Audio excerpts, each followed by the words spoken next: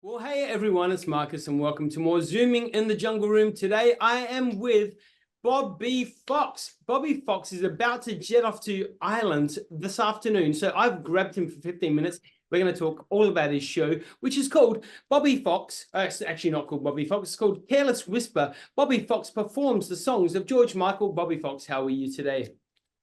I'm good, buddy. I'm great. I'm excited. As you can see, I've tried to blur it out, but I've got all my washing is drying and stuff because I'm on my flight in approximately 6 hours. Yeah. So of course I didn't plan my packing, any of the things, any of the bits and pieces. So everything's getting done last minute, which all makes for a better flight in the long run, I think. Yay.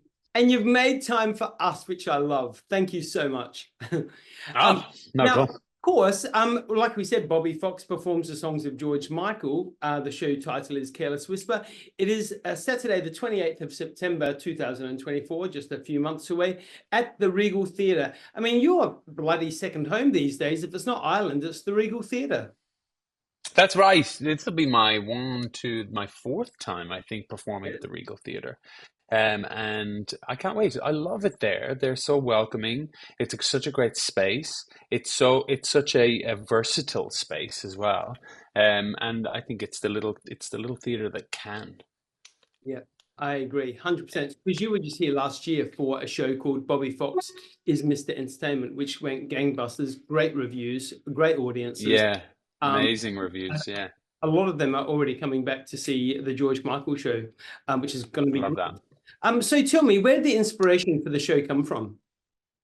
I have performed a little bit of the George Michael stuff in the past, like a little bit, like a few different songs, and the ones that I have done, I've just thought were just the more I've done, the more I've just sort of been invited into this human's existence, and the depth of the songwriting and the fun and the articulation and the bravery and the I think maybe I said depth already, but also the versatility in the songwriting is just so vast and wonderful that I was just consumed just more and more about like, wow, this guy is such an inspiration with his like with what he attacks when he's writing his music, and how much of himself he displays, and his ambition for his art. And I just I when it was time to sort of branch out from the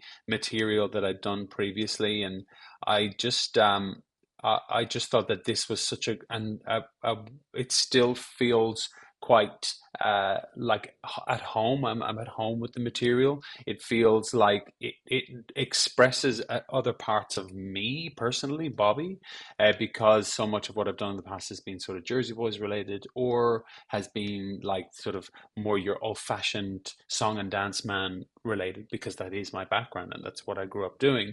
This feels like a wonderful departure, but without actually a departure with a return flight. If you take my analogy, if you welcome my beautiful analogy there. We got to mention as well, looks like you're sporting a sharp new haircut there as well, all ready to take it home to mama and dad. I just could cut it. I just did it. I cut my own hair. There's a little tidbit. I learned how to do it in COVID because everyone was having their COVID cuts and not cutting their hair, and they were growing out. And I was like, I am not doing that. That is not going to be my life. Love it. So I bought like I ordered a set of clippers, and then I figured out how to do it like on YouTube. And I haven't, and now I probably go to get my hair cut like from a barber maybe twice a year. It saved me a fortune because I used to dye my hair as well. So I used to dye it and get it cut. So it used to cost me a fortune every time. I want to cut it tight on the side. I have to get it re-dyed, the whole thing. So I think this is it's definitely a positive, one of the positive things that came out of COVID.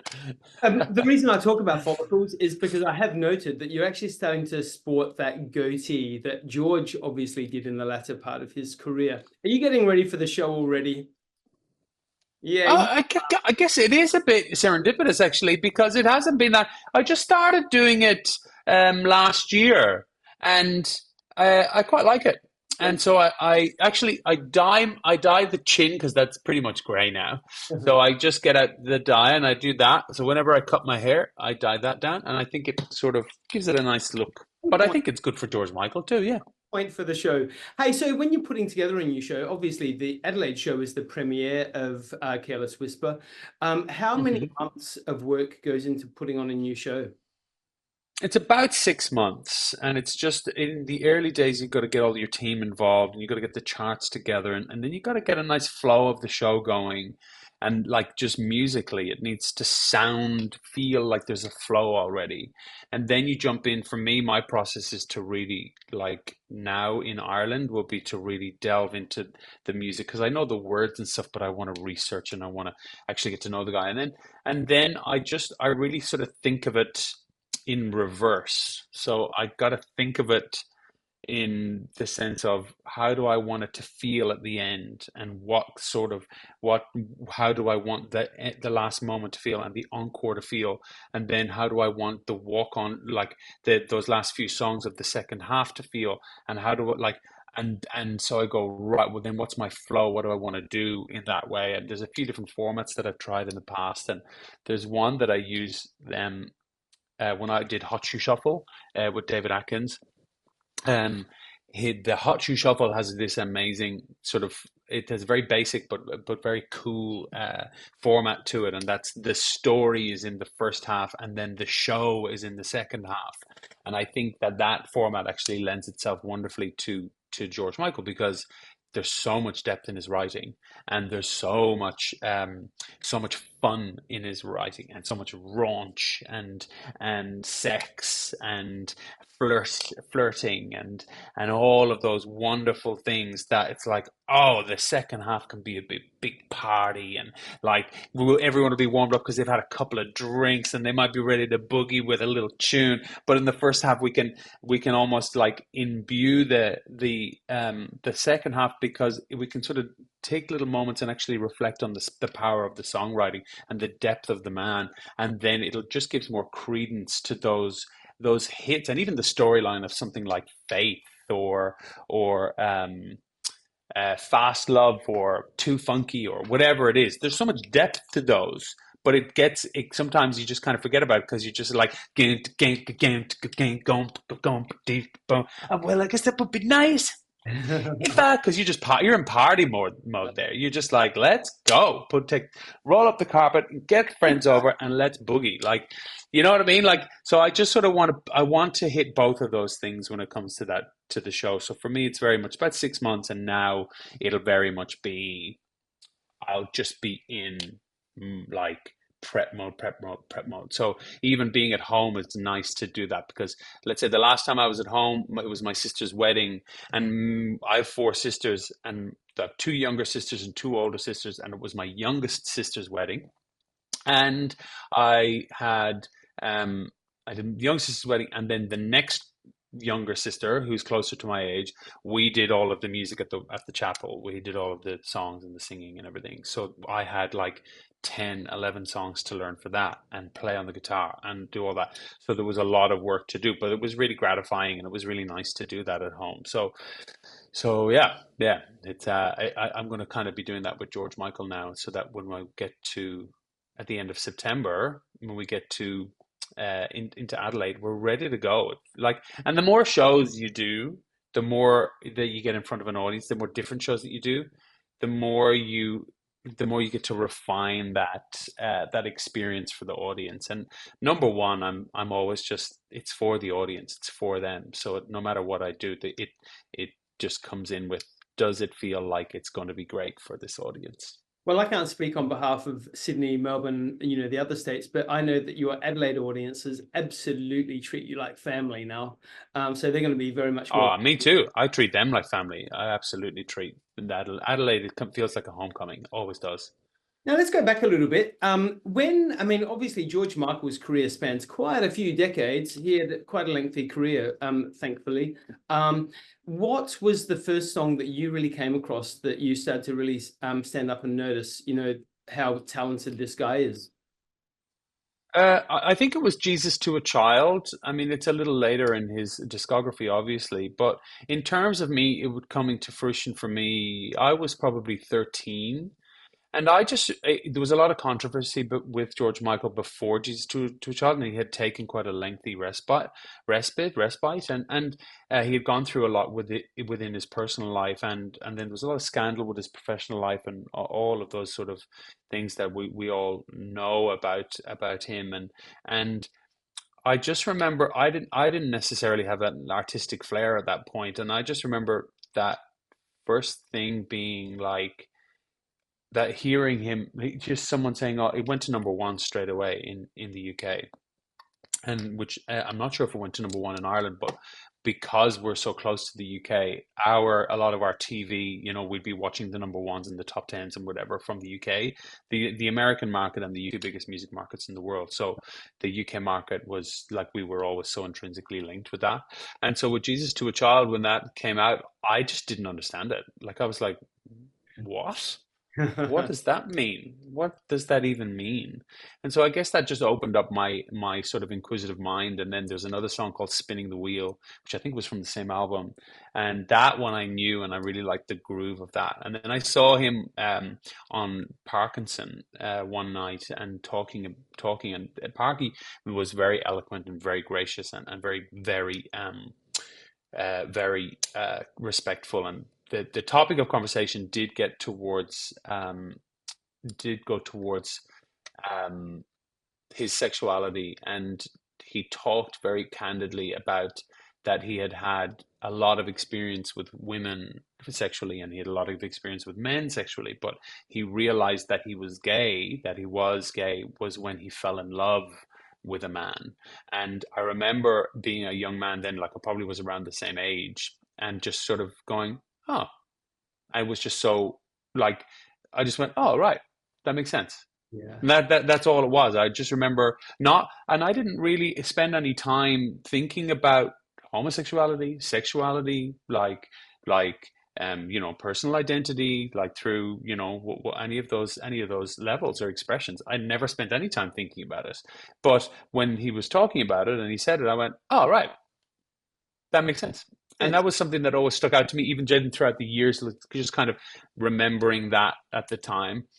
So that, like, those little things really sort of were the initiation. I mean, his music is so ubiquitous. It's just so part of our culture. It's part of the music zeitgeist.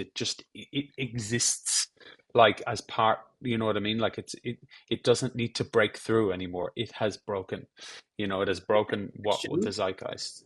With that answer, quickie question for you then. What's your favorite? I mean, look, we can all have a million favorites. I get that. What would be your favorite ballad? What would be your favorite high energy number? High energy number would probably be Too Funky. It's Yep. just hot. It's just great. Yep. And then ballad, I really love Spinning the Wheel. That's kind of got a mid-tempo groove to it, but Jesus to a Child is stunning. Um, there's also what's that one? It's not Waiting for the Day. Um,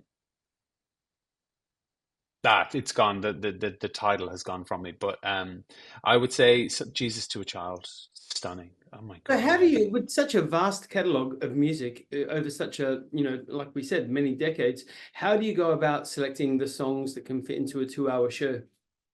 Well, just like what I was talking about before, in terms of really thinking about the audience and thinking about what they're coming to see, and then thinking about how I want the style of the show to go, and how I want the format of the show to go, and where I want the energy to go. And then just looking at the greatest hits, like looking at, well, we gotta do Faith. We gotta do Don't Let the Sun Go Down on Me. We gotta do, Freedom. You got there's just these things you're like, oh, I have to do Wake Me Up Before You Go Go. Like, if you didn't, like, why are we even going to the concert if we don't see that? Not even for the audience, for me. Like, I've got to sing, like, do you know what I mean? Like, you can't put your name and face to something and call it like, calling it, singing the iconic music of. without singing the iconic music of.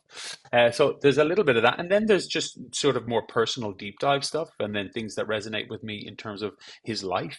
The songs that jump out, like, I mean, I know I'm referencing Jesus to a Child quite a bit, but it does really mark. There's another great song called Something to Save, which is really beautiful.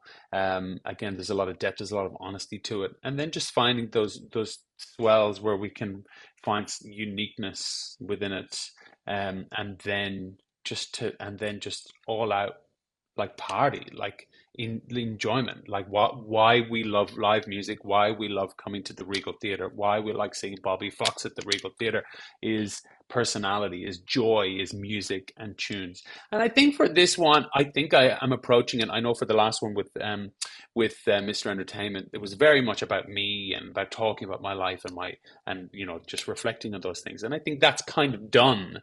So for me, this one is very much about the music and about exploring the man through his music. Now, George has had some huge duets during his career, whether it be with Whitney, Aretha, Mary J. Blige, Elton John, of course. You just mentioned the Don't Let the Sun Go Down on Me. And I think there was another song as well he did actually on Elton's album called Wrap Her Up. Remember that one? No, I don't know. I don't remember that one. No. Wrap Her Up. Oh, I'll have to have a look. Send you the link. It was really fun. It was back in the 90s. Sorry, in the 80s. Yeah.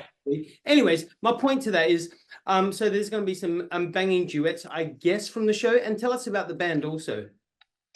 So I've got my musical director is the one and only Jack Earl. He is just amazing. He is just probably one of the most virtuosic players in the country. He has the most incredible ear. He was so prodigious as a young man, and still that prodigious talent just keeps growing and developing and all that kind of stuff. He's amazing. And then I have some other surprises, but I don't want to give them away just yet. I want to drip them out because they're worth their own announcement for who I'm getting in. There's some amazing artists. I have a female singer that's going to be performing with me and who's just wonderful, and I want to give her own, like, moment of, like, special, because she is beautiful, special, and so gracious to be joining along. Well, I am keen beans. Now, I know that you need to pack your underwear into your suitcase because you're gonna jump on a plane any second now. He's got his socks. Bobby, I wish you all the best for an amazing holiday, and we can't wait to see you here in Adelaide when you get back into Australia. The show, as I said, is on Saturday the 28th of September 2024 at the Regal Theatre. It is called Careless Whisper. Bobby Fox performs the songs of George Michael. Bobby, what an absolute delight. Safe travels. Thank you so much, buddy. Really, really appreciate that. And we'll see you when you get back. Bye-bye. See you all there.